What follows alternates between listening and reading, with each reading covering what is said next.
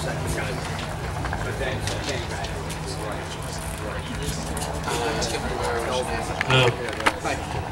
right, we have MxPx with us now. So guys, the very punctual MxPx. Yes. Yeah, you guys are. Nice. Pretty good. Tell us who you are and what you guys been up to lately. We are MxPx. I'm Tom.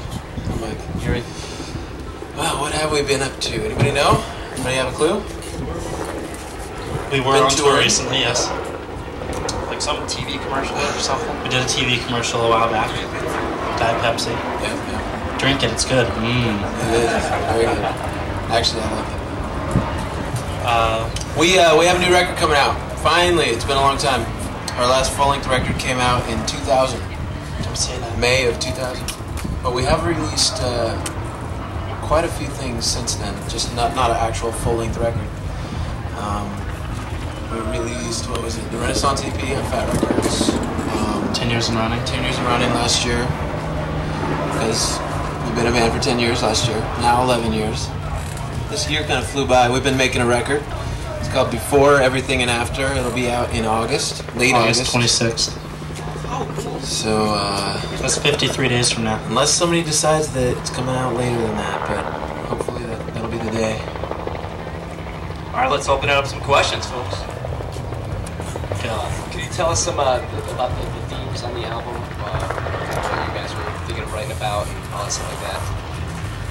Well, like most of our stuff, you know, it's the main theme behind the record is just about life and growing up, and wherever you are in life, you know, chances are somebody else can relate to that point of,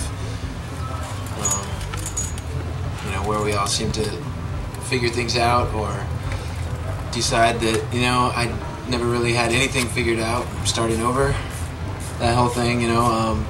So there's just a lot about relationships, love, like always, but and the struggle of trying to fit in and trying to find your place in the world.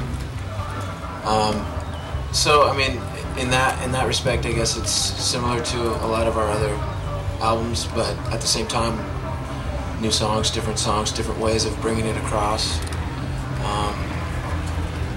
It's kind of one of those things you're just gonna have to hear it, you know, to really understand what it is. But we're pretty happy with how it came out overall.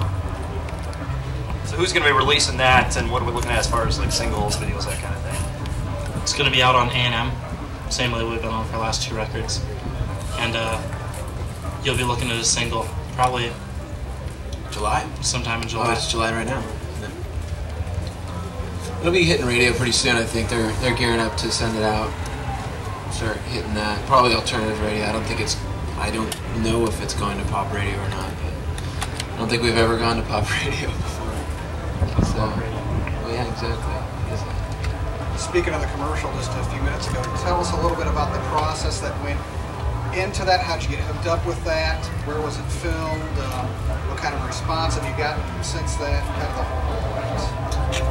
The Diet Pepsi commercial came about. A few people got to talking with our label about a Pepsi commercial with a bunch of people moshing and getting all muddy, and they told them the whole premise, and they basically asked our label, you know, what band on the Interscope Geffen A&M, you know, side of things would make sense for this, and like the top 3 guys at the label were like MxPx all the way. So basically we flew down to LA sometime in January. Yeah.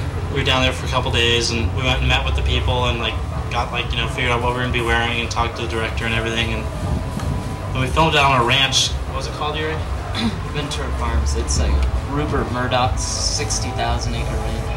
It's this huge ranch in Thousand Oaks, California. And we were out there for a couple days. It kind of looked like Middle Earth if you're hanging out there.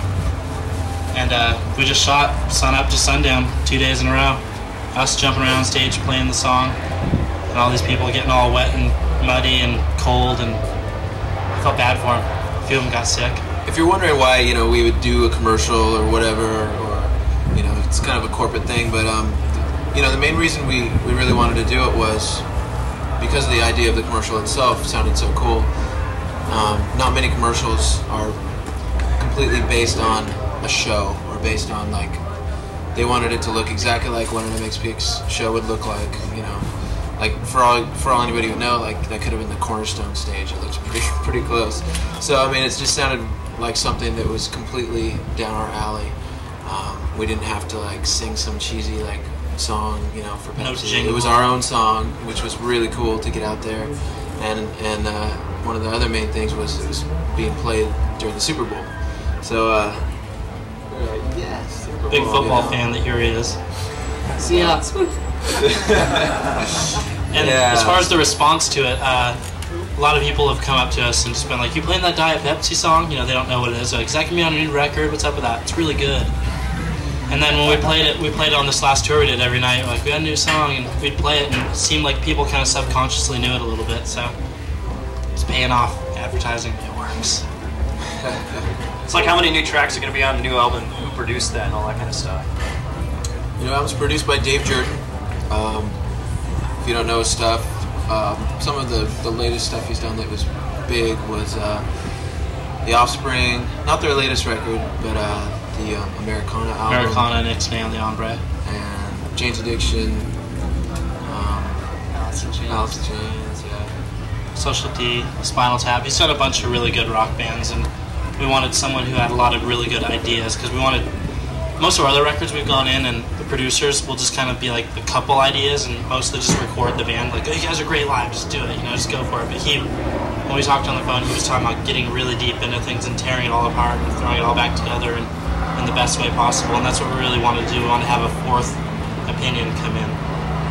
Yeah, I definitely think it worked out the way we wanted it to, and we went into the record just with the mindset that we wanted to break a lot of MxPx rules and make a lot of things happen that never happened on an MxPx record before. I think it happened.